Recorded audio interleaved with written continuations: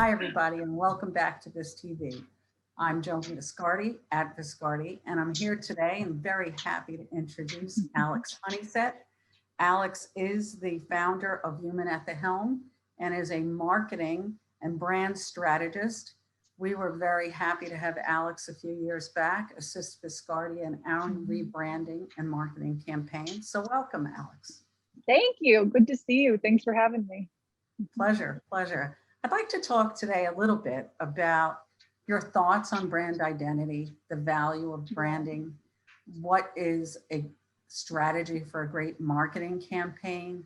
I know at Viscardi, what was very important for me to learn, but to articulate in our industry was our ability to innovate claims management process and our compassionate human-to-human care, which is funny. You and I actually have laughed about it since that time, how it's suddenly now a new branding phrase, human to human.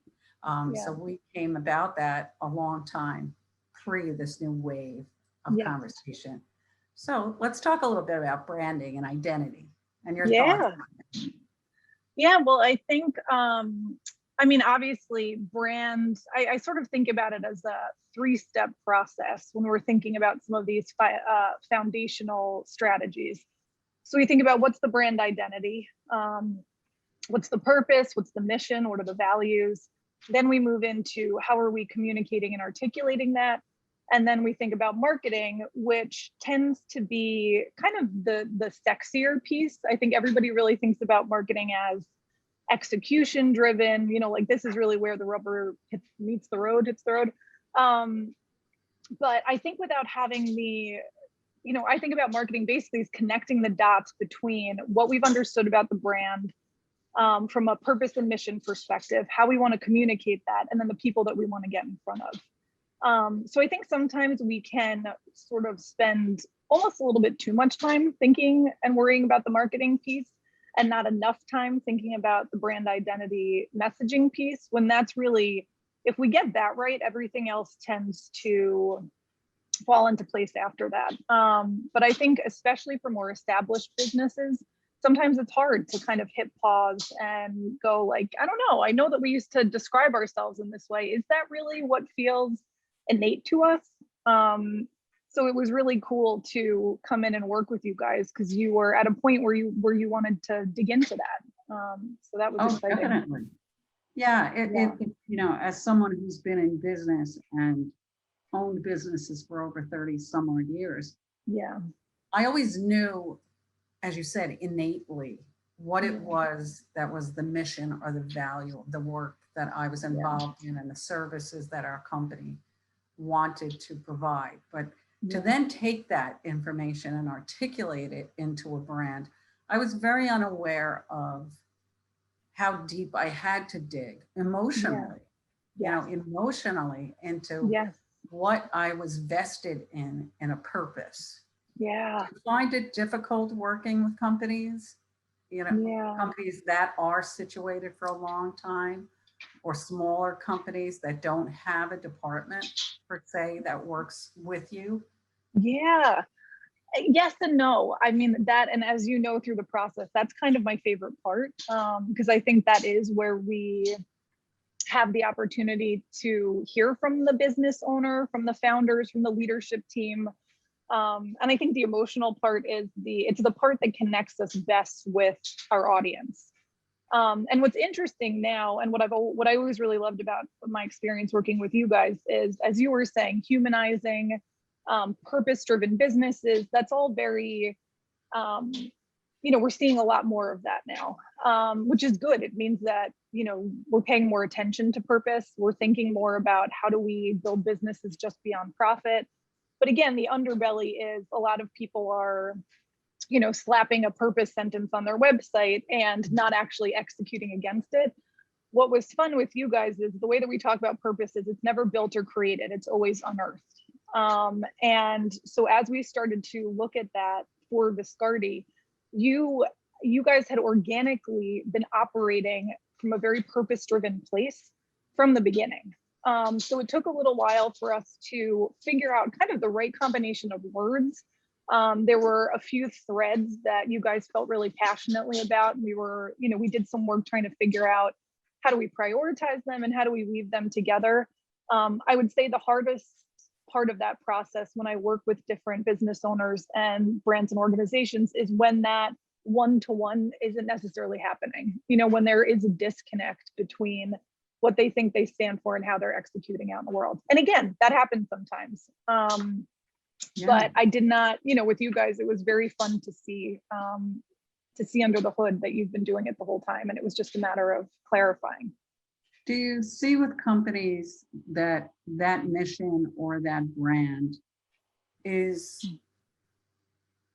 disseminated amongst the employees? Do you see where, is it utilized appropriately? I know after we rebranded, we worked very hard with our team to ensure that everyone understood the brand. Everyone who had worked with us a long time or a short time understood what it was that we wanted to express to, whether it was an injured worker, an insurance company, an employer. How do you work with companies to get them to really take that information and that value, that innate value, and share it? Yeah, this piece is especially interesting right now too, because you're really speaking to culture. And so from a brand strategist perspective, we used to think about brand communications, marketing, that was one bucket. And then it was sort of HR, internal communications into culture that sat a little bit separately. And obviously when you are working with smaller businesses, there tends to be more of an overlap and it's easier to have conversations around that. But we were approaching them differently. And then over the years, we're seeing the impact that brand has on culture and that culture has on brand. And I think, again, as we're thinking about how do we make sure there's not a disconnect between what we think we are and what our customers and stakeholders are experiencing us to be, employees are like as important as it gets in making sure that that connection is there. And it's really, it's getting their feedback, getting their buy-in, creating that sort of two-way street of communication. But yeah, it's really about meshing brand strategy with culture strategy. I think when I see organizations doing that, and again, it's the purpose-driven businesses who do that the best because the leaders innately are excited about it. They want to share it. They want to get feedback from their employees. But yeah, when we bring brand and culture together, that's when we really see it start to take off. What's the difference, prior to our conversation today and during the work that we did on branding, I thought a lot about top brands. What makes a top brand? And one, it's fiscal, without a doubt. The current top brands are Apple and Amazon. Does that mean that their culture, they're articulating their brand strategy? Does it mean that they're even taking their mission and their values and getting it out into the public, that we as the public understand, well, what is this brand all about? We have Jeff Bezos, shoots a successful Blue Origin up into space and successfully it comes back. What does that tell society about the brand of Amazon though? Does that tell us anything about Amazon? Does Apple's constant branding and remarketing of their iPhone and their Mac tell us anything about Apple as a company? So how do you feel about the top brands and how they express and articulate their brand message? Yeah, well, it's obviously coming out of COVID for a lot of businesses, it's been, and still experiencing COVID for a lot of us, it's been a pretty stressful time. A lot of people have been trying to figure out how to pivot. A lot of people have been impacted financially. Saying that, it is also a pretty exciting time from a brand perspective, because we're seeing, as COVID accelerated so many other industries, it accelerated brand and marketing. And so what we're seeing from a brand and marketing perspective is, number one, consumer behavior was shifting already, and now it's shifting even more. So, 20, 30 years ago, we didn't have as many product and service options as we do now. If you had two, cereal choices, now you've got 700. So that was the first thing that we started to see in terms of consumer behavior shifting. Then we move into internet, social media. Now all of a sudden as consumers, we have a voice. And so it means that we have more power now. And so we are asking for more of the businesses that we're spending money with. Then COVID happens and brand loyalty kind of goes out the window because now all of a sudden needs are different, finances are different. Right. So all of those things have meant that the playing field for big businesses and small businesses is changing a little bit.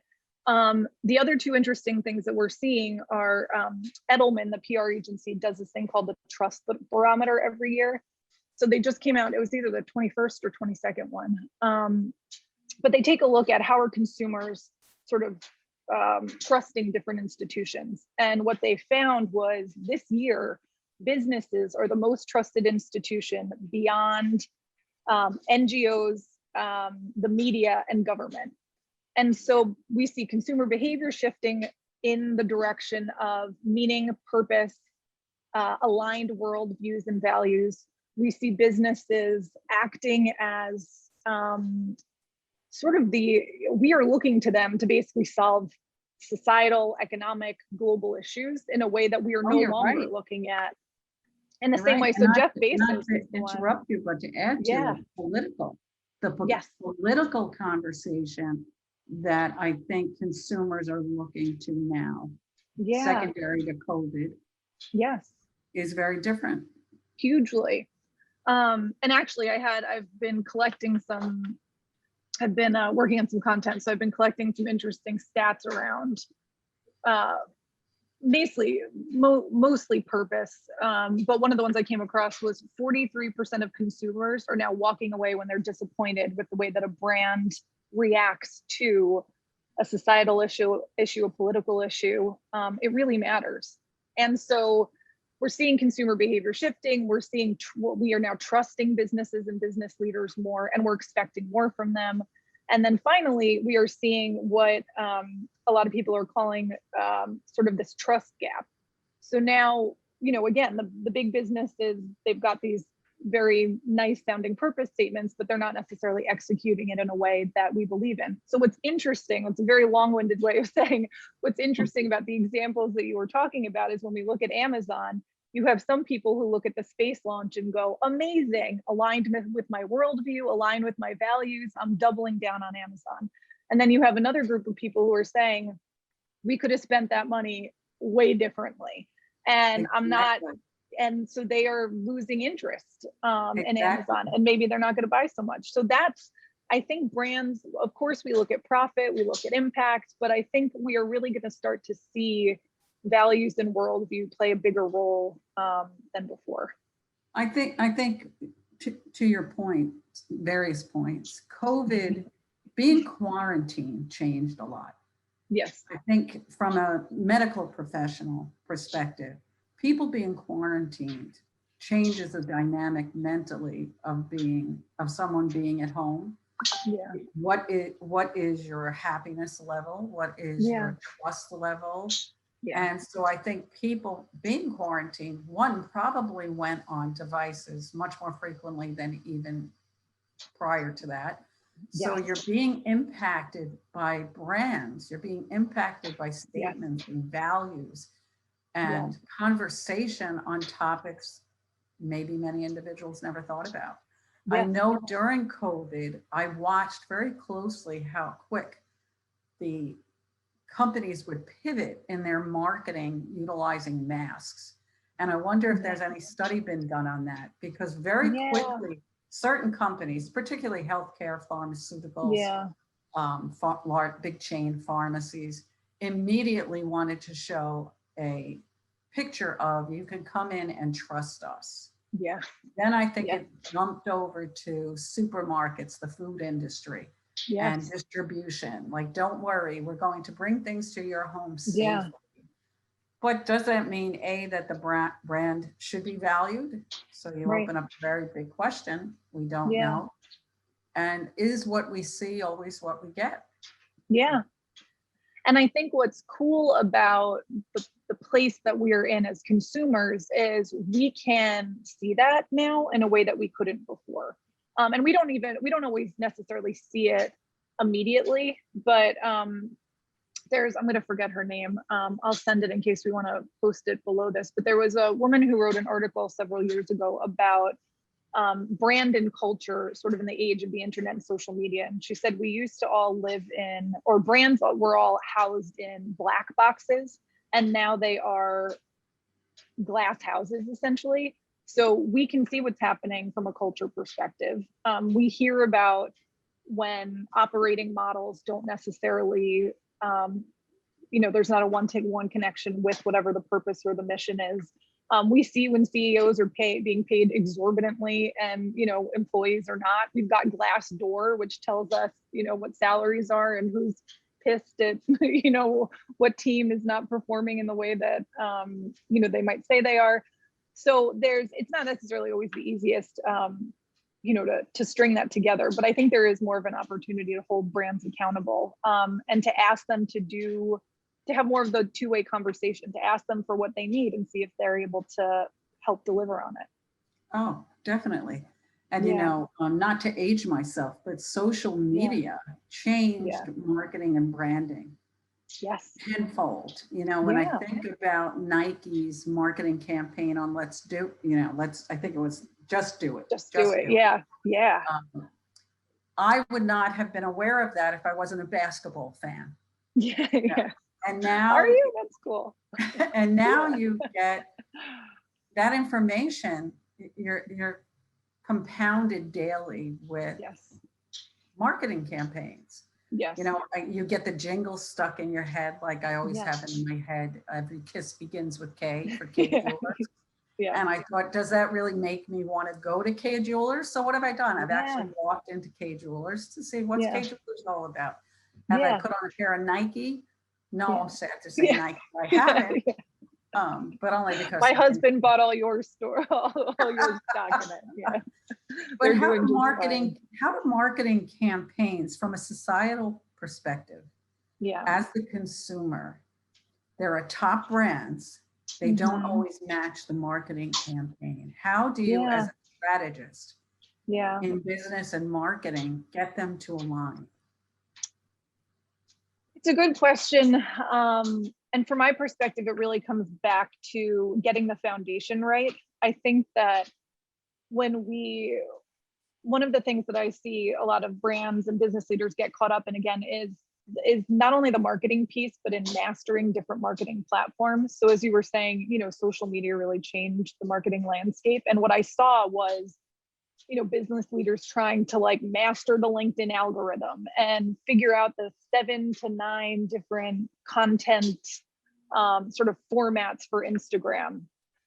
And that, to me, is not going to create that connection. What's going to create the connection is spending the time to understand purpose, and also always, setting your business up to have the feedback loop with the people that you're working with. And I think any marketing strategist will say that, but I think the old way of doing that was bringing focus groups in and basically paying people to sort of agree with you. That wasn't necessarily always the case, but it was a little bit of that.